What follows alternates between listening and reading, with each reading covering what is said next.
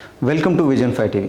ఐశ్వర్య మీనన్ ప్రస్తుతం టాలీవుడ్లో బిజీగా మారబోతుంది. ఆల్రెడీ స్పై సినిమాతో ఎంట్రీ ఇచ్చింది. ఇప్పుడు బజే వాయువేగం అంటూ రాబోతుంది. ఇంకొన్ని సినిమాల్లో కూడా లైన్లో పెట్టిందంట. అయితే ఇప్పుడు ఐశ్వర్య తన మూవీ ప్రమోషన్స్ కోసం మీడియా ముందుకు వచ్చింది. బజే వాయువేగం మూవీ మే 31న విడుదల కాబోతుంది. ఈ క్రమంలో మీడియాతో ఐశ్వర్య చాలా విషయాలు పంచుకుంది.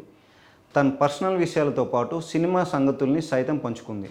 తమిళనాడులో ఈరోడ్ అనే ఒక చిన్న టౌన్ నుంచి కోలీవుడ్కు వచ్చానని చెప్పుకొచ్చింది. స్కూల్లోనే తను పాపులర్ అని, కమర్షియల్ యాడ్స్తో నటించడం, స్కూల్కి కమర్షియల్ యాక్టివిటీస్తో పార్టిసిపేట్ చేయడం బాగా పేరు వచ్చిందని చెప్పుకొచ్చింది. ఇంజనీరింగ్ అయ్యాక పూర్తిగా నటన వైపు వచ్చానని తెలిపింది. తనకు ఇంత మంచి గుర్తింపు రావడం గౌరవంగా ఉందని చెప్పుకొచ్చింది. ఇదంతా కూడా తనకు తానుగా సొంతగా కష్టపడి తెచ్చుకున్న పేరు అని తెలిపింది. తెలుగులో ప్రస్తుతం 3 సినిమాలు చేస్తున్నానని, ఆల్రెడీ ఒకటి అనౌన్స్ చేయబోతున్నానని, ఇంకో 2 చర్చల దశలో ఉన్నాయని, తమిళంలో ఓ లవ్ స్టోరీ చేస్తున్నానని చెప్పుకొచ్చారు. ముందు స్పై సినిమా రిలీజ్ అయింది, కానీ తన డెబ్యూ మాత్రం బజే వాయువేగం అని తెలిపింది. ముందుగా ఈ మూవీకి సైన్ చేసిందంట.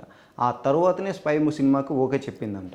ప్రతి సినిమా హిట్ అవ్వాలని కష్టపడతామని, హిట్ అవుతుందనే నమ్మకంతో చేస్తామని చెప్పుకొచ్చింది. కానీ ఫలితం తమ చేతుల్లో ఉండదని, ఆడియన్స్ చేతుల్లో ఉంటుందని తెలిపింది. స్పై సినిమాకు తాము అనుకున్నంతగా రిజల్ట్ రాలేదని ఒప్పుకుంటుంది.